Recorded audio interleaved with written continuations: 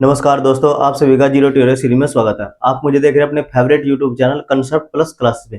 Concept plus class पे क्या है, कोई भी कंसेप्ट हो बिल्कुल आसान से जो है क्लियर किया जाता है। आप सभी को पता कि हमने बिल्कुल बेसिक से इंग्लिश सीखने के लिए हमने एक नई सीरीज की जो है शुरुआत की, zero to series. Zero to series का आज हम डे 6 में जो हम प्रेजेंट इंडेफिनिट का टेंस का जो है हम नेगेटिव रूल कवर करेंगे। आज देखते हैं कि नेगेटिव रूल में हम क्या कवर करते हैं। अगर आपको कहीं पे वाक्य जैसे नेगेटिव बनने, कोई वाक्य नेगेटिव में दिए हुए हैं तो हम उसे इंग्लिश में हम कैसे ट्रांसलेट करेंगे, मैं आपको आज यही कंसेप्ट जो है क्लियर करूंगा डे 6 में जीरो टू सीरीज में। शुरुआत करते हैं। जैसे डे 6 में क्या, प्रेजेंट इंडेफिनिट टेंस, ये हमारा टेंस हुआ, इसका हुआ नेगेटिव रूल NEGATIV नेगेटिव, जिसे हिंदी में कहते हैं नकारात्मक। अब नकारात्मक क्या है, जैसे कोई वाक्य है, जैसे वह स्कूल नहीं जाता है, तो वह स्कूल नहीं जाता है, हम कंफ्यूजन है कि इसकी वह स्कूल नहीं जाता, हम इसे इंग्लिश में हम कैसे ट्रांसलेट करें। मैं आपको अब आज जो है मैं आपका ये कंफ्यूजन आज मैं यही दूर करूंगा कि इंग्लिश में हम कैसे ट्रांसलेट करेंगे।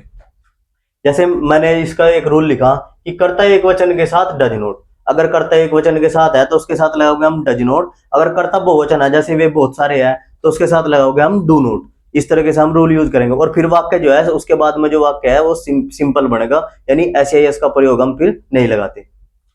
कर्ता एक वचन के साथ डज नॉट और कर्ता बहुवचन के साथ डू नॉट लगाते हैं, फिर क्रिया में एस का प्रयोग हम नहीं करते। यही रूल लिखा। अब जैसे वह स्कूल नहीं जाता है, तो वह हमारा क्या होगा, सब्जेक्ट, वह हमारा होगा सब्जेक्ट। और स्कूल नहीं जाते हैं यानी हमारा स्कूल नहीं, ये हमारा होगा पूरा ऑब्जेक्ट, ये हमारा पूरा ऑब्जेक्ट होगा। और जाता है ये हमारी होगी वर्ब, ये हमारी होगी वर्ब। अब जब हम इंग्लिश में ट्रांसलेट करें कोई किसी वाक्य को, तो उसका एक रूल है इंग्लिश में कि subject plus verb plus object. इस तरीके से हम इंग्लिश में जब हम ट्रांसलेट करते हुए चलेंगे कि ये होगा हमारा सब्जेक्ट, ये होगा हमारा वर्ब, ये होगा हमारा ऑब्जेक्ट। तो सब वह की स्पेलिंग क्या होगी, वह की स्पेलिंग होगी ही माने होता है वह, ही। फिर आपको पता कि नहीं नहीं नहीं यूज हो रहा वाक्य में आ रहा नहीं, तो हम इसे कैसे बनाएंगे कि करता एक वचन है वह, तो उसके अकॉर्डिंग जो उसकी इंग्लिश हम यूज लगाओगे तो डज नॉट लगाओगे। नहीं, नहीं की होगी does not, DOES, does not, does not होगा।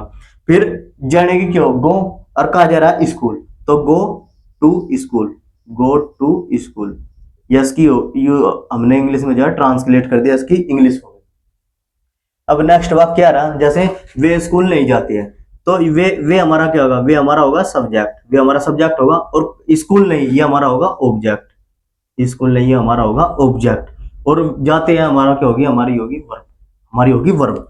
तो इसकी इंग्लिश हम कैसे यूज करेंगे कि आपको पता कि इंग्लिश में यूज कर, अगर सेंटेंस को हिंदी में लिख रहा है तो उसे इंग्लिश में ट्रांसलेट करना है हमें, तो हम क्या करें, subject plus verb plus object, इस तरीके से हम यूज करा। यानी पहला हम सब्जेक्ट लेंगे, फिर उसके बाद में जो पीछे से वाक्य है वो इस तरीके से उठाते हुए लाएंगे इसकी इंग्लिश बनाने के, इंग्लिश में ट्रांसलेट करने के लिए। तो दे माने क्या होता है, वे, दे माने होता है वे, THE दे। और आपको पता कि वाक्य ये क्या है, यानी बहुवचन है, दे क्या है, बहुवचन है, यानी करता बहुवचन के साथ हम लगा हुआ डू नॉट, तो दे माने होता है वे, और फिर बहुवचन होगा तो यहां लगाओगे do not, they do not, they do not. और फिर आओगी वर्ब, वर्ब आओगी यानी गो, और फिर आओगा object, go to school, go to school.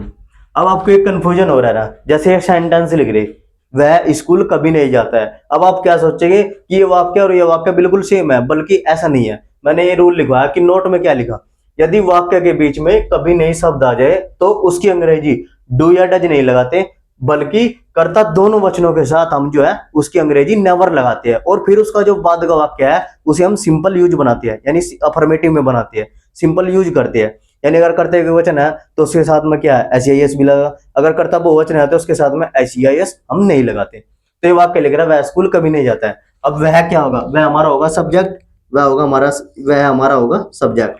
और इस कभी नहीं यानी हमारा स्कूल कभी नहीं, हमारा पूरा होगा ऑब्जेक्ट, ऑब्जेक्ट, ऑब्जेक्ट हुआ। और जाता है हमारा होगा वर्ब, ये हमारा होगा वर्ब। अब इसे ट्रांसलेट कर दिया, वह की क्या, ही माने होता है वह, आपको पता कि माने में होता है, तो यहाँ लगाओगे ही। फिर आपको पता कि कभी नहीं आएगा, तो कभी नहीं की यूज करेंगे हम नेवर, कभी नहीं। सबसे पहले हम इस कभी नहीं की यूज करेंगे हम never, never, NEVER, never, never माने होता है कभी नहीं। फिर वाक्य हम, मैं आपको बताया कि वाक्य हम उसके बाद में क्या हम सिंपल बनाते हैं, यानी करते एक वचन के साथ SES और कर्ता बहुवचन के साथ हम SES का प्रयोग हम नहीं करते। तो वह स्कूल नहीं जाता है, तो वह क्या है, एक वचन है, तो उसके साथ में जो क्रिया में है यानी वर्ब, वर्ब में हम एस का प्रयोग करेंगे। तो जाने क्या, गो, जाने की होगी गो, और इसमें एस का प्रयोग करें क्योंकि वाक्य क्या है हमारा, सिंपल है, यानी एक वचन है, वाक्य में जो कर्ता हमारा है एक वचन है, तो उसमें गोज लगाओगे, गो जाएगा, गोज। फिर जाने क्या होगी, गोज, और टू स्कूल कहा जा रहा है, टू स्कूल, टू स्कूल। इस तरह से हम नेक्स्ट वाक्य पे आते हैं। ये वाक्य क्या है, वे स्कूल कभी नहीं जाते हैं। हम क्या सोचा कि ये वाक्य सेम है, बल्कि ये वाक्य बिल्कुल डिफरेंट है, अलग है। हम क्या करा कि जैसे हमने ये वाक्य देखा तो हम इसे ऐसे बना दे, जैसे ऊपर पढ़ना कि they do not go to school, जबकि ये वाक्य हमारा क्या गलत हो जा। अब दे, वे हमारा क्या, वे हमारा होगा सब्जेक्ट, वे हमारा सब्जेक्ट हुआ, और स्कूल कभी नहीं, हमारा पूरा क्या हुआ, हमारा पूरा ऑब्जेक्ट हुआ, और जाते हैं हमारा क्या होगी, वर्ब, जाते हमारी क्या होगी, होगी हमारी वर्ब। अब फिर हम वाक्य यूज करेंगे कि दे माने होता है वे, वे की स्पेलिंग क्या होते हैं, दे माने होता है वी, दे माने होता है वे, और कभी नहीं की होगी नेवर, कभी नहीं की होगी नेवर। और जाते हैं हमारी गो, गो टू स्कूल। अब हमने इसके वर्ब में क्या, हमने इसके वर्ब में हमने एस का प्रयोग नहीं करा। क्यों नहीं करा, क्योंकि वे यानी बहुत सारे हैं, यानी हमारा सब्जेक्ट, जो हमारा सब्जेक्ट प्लूरल है, यानी वे बहुवचन है, तो बहुवचन के अकॉर्डिंग हम इसमें एस का प्रयोग नहीं करा। आई होप कि आपकी जो है ये सारे सेंटेंस आपकी समझ में आ गए होंगे। मैंने जो रूल समझाया, यानी प्रेजेंट इंडेफिनिट का जो मैंने रूल समझाया, प्रेजेंट इंडेफिनिट टेंस का जो रूल है, यानी नेगेटिव रूल समझा आपको। आई होप कि आपको क्लियर हो गया होगा। प्रेजेंट इंडेफिनिट टेंस आपको जो है नेगेटिव रूल समझ में आ गए। अगर आपको कई भी ऐसे वाक्य दिखाई देते हैं तो आपको इसी तरीके से आपको इंग्लिश में जो है ट्रांसलेट करने हैं। इंग्लिश में ट्रांसलेट कैसे करेंगे कि subject plus verb plus object, इस तरीके से हम इसे इंग्लिश में जो है ट्रांसलेट करेंगे। आज के लिए इतना ही। Thanks for watching. Next video देखने के लिए लाइक और फॉलो करें। धन्यवाद।